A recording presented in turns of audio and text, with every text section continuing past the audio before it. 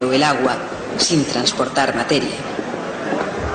Estas perturbaciones mecánicas se llaman ondas. En todos los tiempos hay algunos experimentos que solo son apenas posibles. Son experimentos según el estado del conocimiento. Son prueba de la pericia e ingenuidad de los físicos experimentales más agudos. Un ejemplo de nuestro tiempo sería el intento de detectar las ondas de gravedad que nos llegan de estrellas. A finales del siglo XVIII, un experimento según el estado del conocimiento fue el medir la velocidad del sonido. El sonido nos llega normalmente a través del aire. Si no hubiera aire en esta habitación, ustedes no me oirían cuando hablo. Claro que si no hubiera aire aquí tendrían problemas más graves, pero esa es otra historia.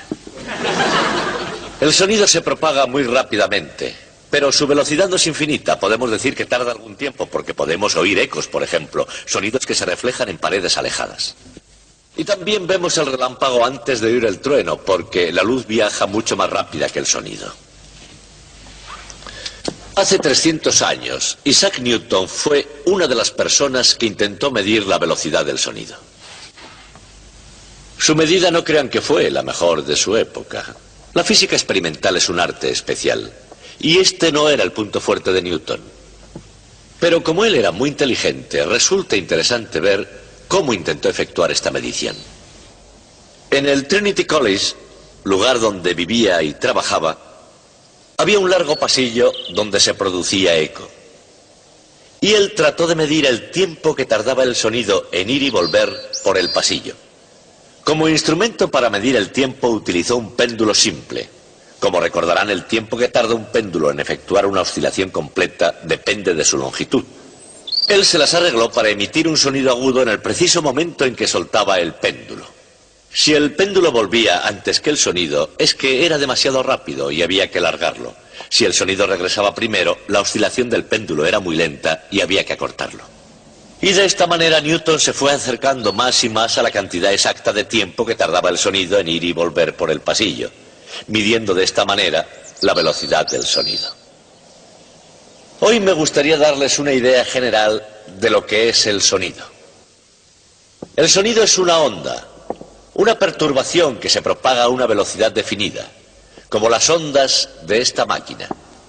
Y una buena manera de comenzar nuestra charla sobre ondas es con estos dos osciladores armónicos que están acoplados entre sí.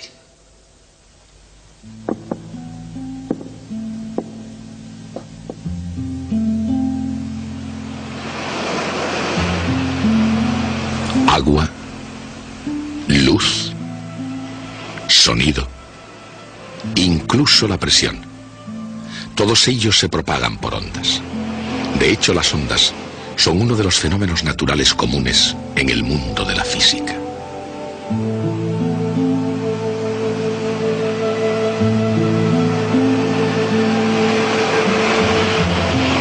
Y la naturaleza no es la única que puede formar ondas.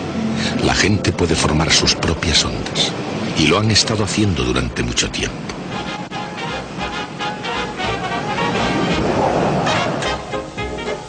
Nueva York, 1926. Una gran bienvenida a Gertrude Ederle, la primera mujer que cruzó a nado el Canal de la Mancha. Pero aquí ocurre algo más que lo que salta a la vista, y es mucho menos lo que salta a la vista de la huésped de honor. Esta es una onda humana de choque, con una onda frontal circular, como los movimientos moleculares de una onda de sonido en un gas. Observen cómo la onda se mueve de una persona a la siguiente, dejando un vacío parcial en su estela. Esta onda frontal, no recurrente, era inofensiva.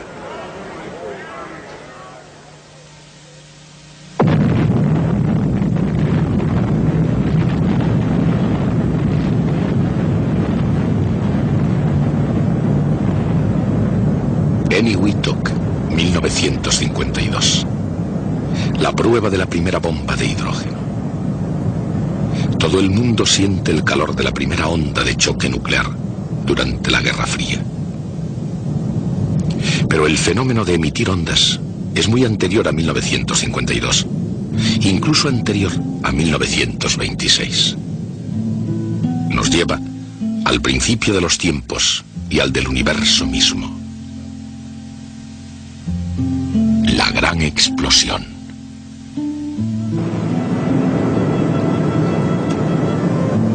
Y desde el mismo principio de todo, una perturbación en un lugar, sea natural o no, inevitablemente causa una reacción en otro lugar. Y así continúa. Una perturbación en el tiempo atmosférico en una región polar causa problemas en el paraíso de una isla tropical.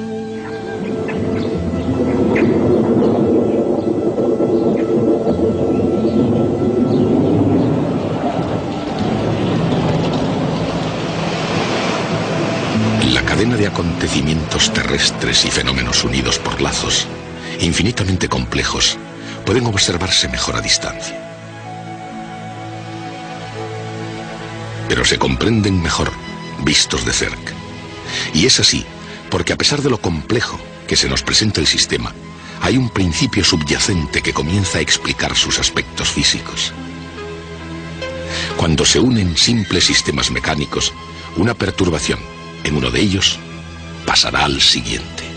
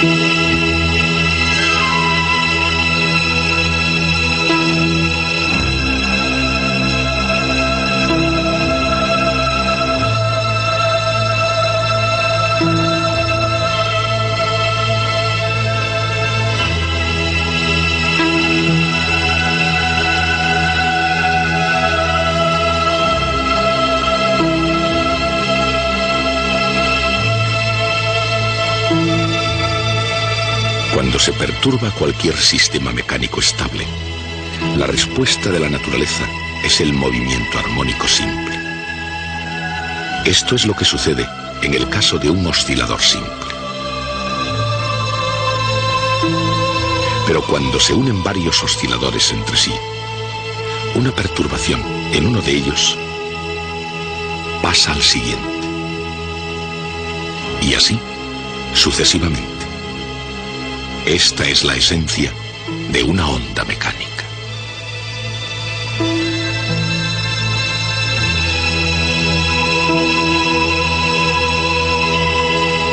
A veces, los osciladores mecánicos individuales son fáciles de percibir.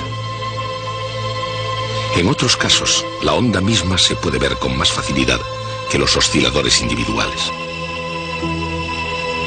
Tal vez resulte más sorprendente el hecho de que las ondas se propagan no solo a lo largo de la superficie del agua, sino, incluso, a través del interior de un sólido cristalino. La velocidad de una perturbación depende del medio que atraviesa y de la conexión entre una partícula de materia y la siguiente. Si la unión es débil, la perturbación pasa lentamente. Si es fuerte, la perturbación viaja rápidamente. Pero con independencia de la velocidad, o el medio, el agua, el aire o incluso un sólido, todas las ondas que se propagan a través de cualquier medio se llaman ondas mecánicas.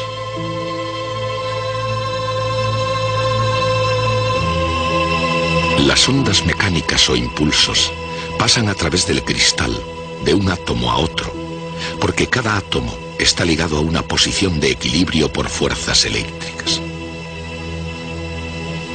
Cuando se los perturba, actúan mecánicamente de la misma forma que las masas unidas por muelles.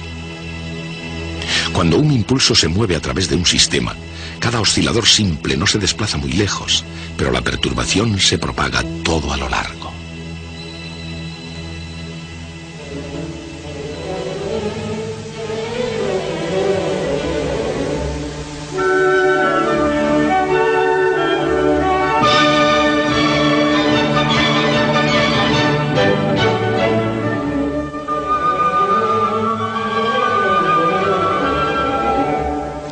veces las oscilaciones mecánicas pueden ser más conmovedoras que perturbadoras.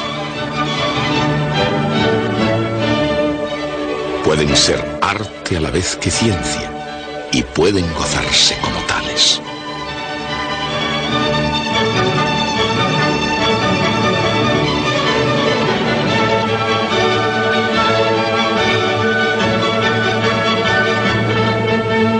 Los instrumentos musicales emiten ondas continuas a través del aire que pueden visualizarse y oírse.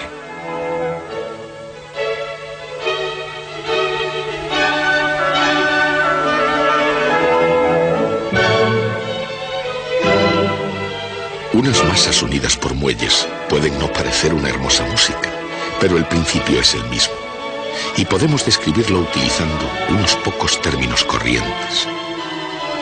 Cada onda tiene una amplitud que es la magnitud de la perturbación y que se mantiene a medida que la onda se propaga.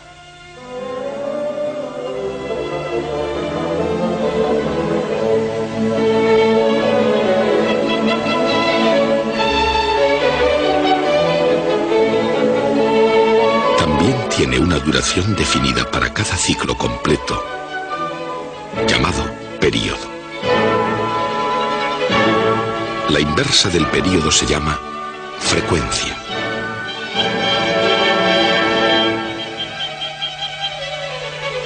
El tono de la música depende de su frecuencia. Cuanto más alta sea la frecuencia, más alto será el tono del sonido. Y el volumen de la música depende de la amplitud, pero sin importar lo altos que sean los sonidos, están siempre en movimiento. E independientemente del tono del volumen, todos los sonidos se propagan por el aire a exactamente la misma velocidad. Si no fuera así, cada oyente oiría una ejecución distinta.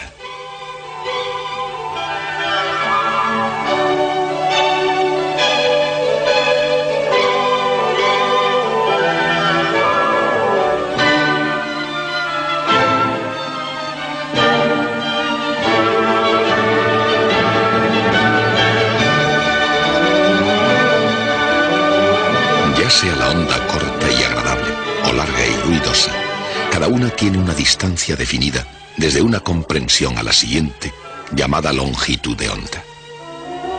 La longitud de onda es igual al período multiplicado por la velocidad de la onda. O en otras palabras, la frecuencia multiplicada por la longitud de onda es igual a la velocidad. Una baja frecuencia genera una longitud de onda larga, pero la velocidad es la misma.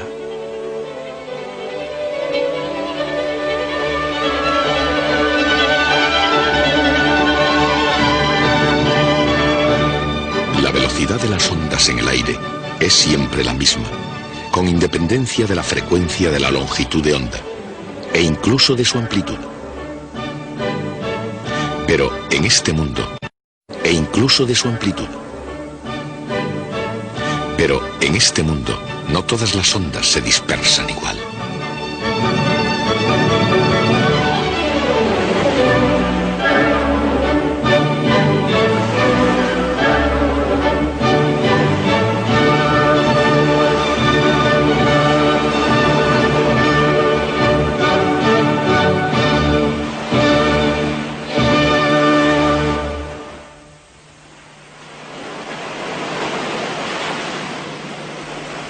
Las ondas del sonido y del agua se propagan a velocidades distintas. Y a diferencia de las ondas de sonido, las olas pueden propagarse a velocidades distintas unas de otras. A una distancia considerable de un continente, lejos fuera, en mar profundo, las olas largas avanzan más rápidamente que las cortas.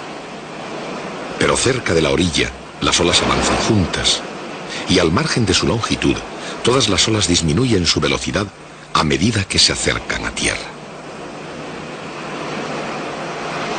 En la mecánica de las ondas, eso es así, en definitiva. Porque en la tierra o en el mar, en realidad en todas partes, todas las ondas mecánicas siguen los mismos principios básicos. Donde quiera que se emitan ondas, Los osciladores armónicos responden y luego vuelven a su posición inicial.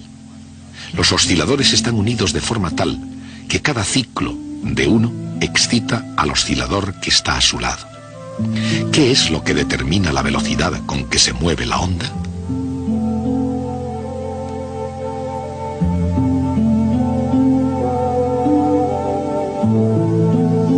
En el caso de masas conectadas por muelles, la velocidad de la onda depende de la rigidez del muelle,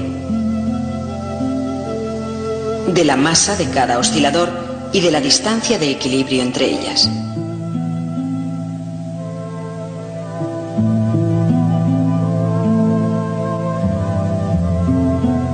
En el agua, la gravedad es la fuerza que hace que el agua retorne a su posición inicial. Esa es la razón por la cual la gravedad determina la velocidad a la que viaja una ola, pero así también la determina la propia longitud de onda. Si la profundidad del agua es mucho mayor que la longitud de onda, su velocidad es aproximadamente igual a la raíz cuadrada de la aceleración de la gravedad g multiplicada por la longitud de onda y dividida por 2pi.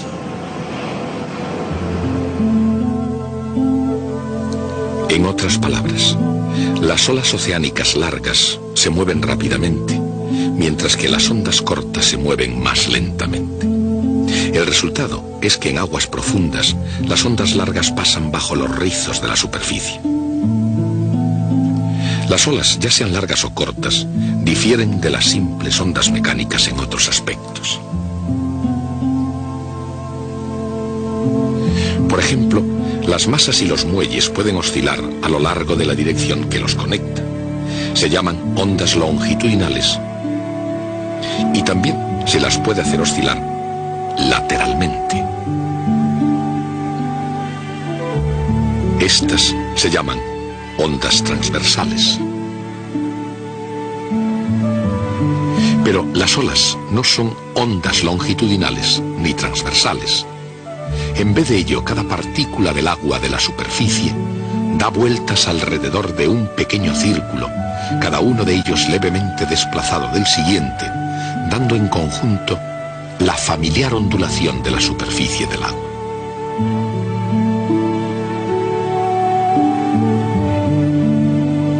Cuando una ola se acerca a la orilla, entra en contacto progresivo con el lecho del mar, que hace disminuir su velocidad.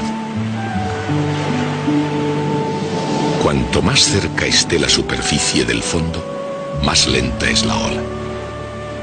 En aguas poco profundas, la velocidad de la ola es aproximadamente igual a la raíz cuadrada de la aceleración de la gravedad multiplicada por la profundidad del agua. Cuando esto ocurre, la parte gruesa de la onda se mueve más rápido que la parte delgada, echando a perder la forma senoidal de la ola y, por último, haciendo que la ola rompa.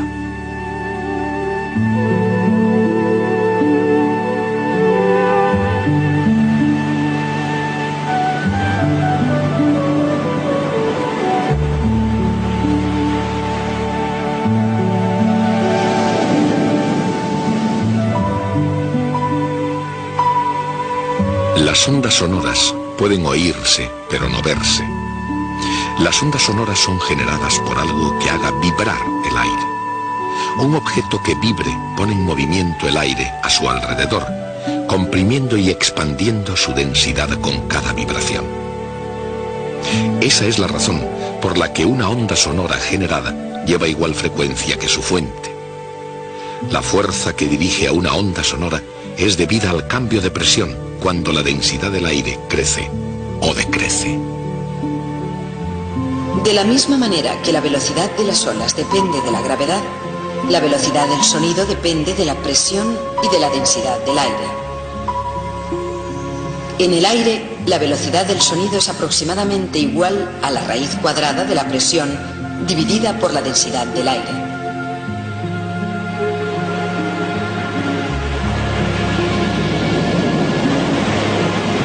Por todo el mundo, en el lugar más apacible y en el más violento, incontables partículas de materia vibran al unísono. y de acuerdo con los principios del movimiento armónico, crean el fenómeno de la onda mecánica.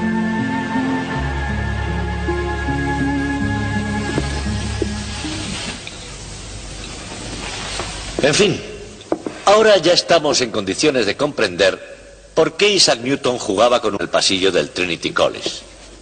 Él había desarrollado su teoría de la velocidad del sonido y determinó que debía ser igual a la raíz cuadrada de la presión atmosférica dividida por la densidad del aire. Y cuando introdujo estos valores para hallar su valor, el resultado fue 979 pies ingleses por segundo. Newton trataba de medir la velocidad para asegurarse de que su teoría era la correcta.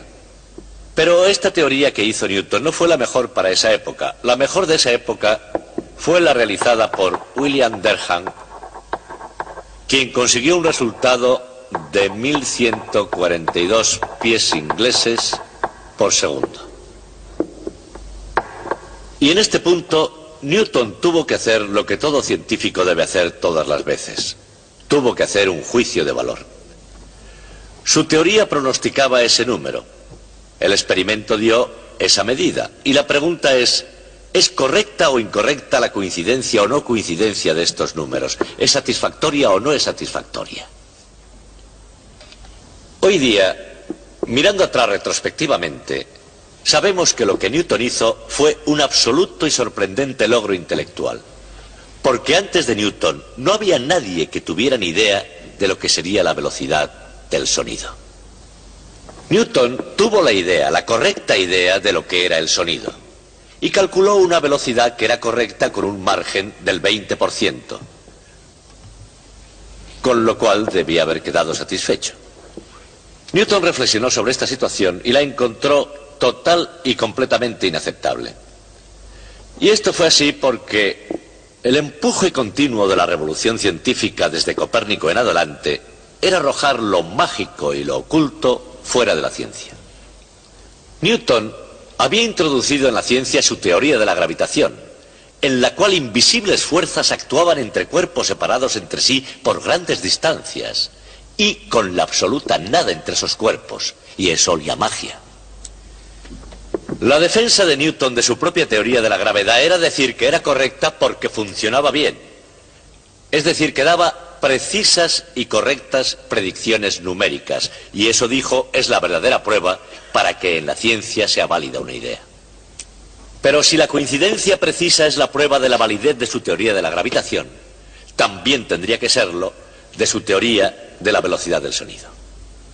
Y su resultado estaba equivocado en un 20%. Y Newton se puso a la tarea de hacer correcta su teoría. Lo que él hizo tiene un nombre especial en ciencias, se denomina apaño, y es algo que un científico jamás hace. Este no es un apaño cualquiera, es un apaño hecho por el gran Isaac Newton, en el libro clásico de la ciencia, en el propio Principia. Les voy a contar lo que él hizo, estén atentos. Lo primero que él dijo fue: el sonido se propaga a 979 pies por segundo. No a través del aire, sino a través del espacio entre las moléculas del aire. El sonido en realidad recorre una mayor distancia cada segundo, porque las moléculas mismas están ocupando espacio. ¿Cuánto espacio ocupan las moléculas? Él dijo: sabemos que la densidad del aire es 470 veces menor que la densidad del agua. En otras palabras, si imaginamos un volumen como este, conteniendo aire, dicho aire podría comprimirse en 1 partido 470 de ese volumen, una cosita como esta. Y si hiciésemos eso, la distancia lineal que ocupaba sería 1/9 de la distancia lineal original. La distancia adicional que el sonido recorre en un segundo es 979, que dividido por 9 nos da un suplemento de 108. Si se agrega esta cifra a esa otra, se obtiene 1088 pies por segundo. Un resultado más cercano, pero no bueno aún para Newton. Entonces dice: bueno, el aire es 10% vapor de agua. ¿Que cómo sabe eso? No lo dice. Y por supuesto el agua no participa en este proceso. ¿Por qué no? Él no dice por qué no. Pero dice: Cuando dividimos por la raíz cuadrada de la densidad del aire cometimos un error. Debimos dividir por la raíz cuadrada de 9 décimos de la densidad del aire, porque la décima parte restante es agua. Luego debemos agregar a esto 1088 dividido por la raíz cuadrada de 0,9, es decir, un 5% adicional, alrededor de 55 pies. Si se añade 55 pies a esta cifra, se obtiene 1143 pies por segundo, que se parecen a los 1142 pies por segundo, y Newton se quedó satisfecho. De esa forma, Sir Isaac Newton hizo que la ciencia y la razón triunfaran sobre lo mágico y lo oculto.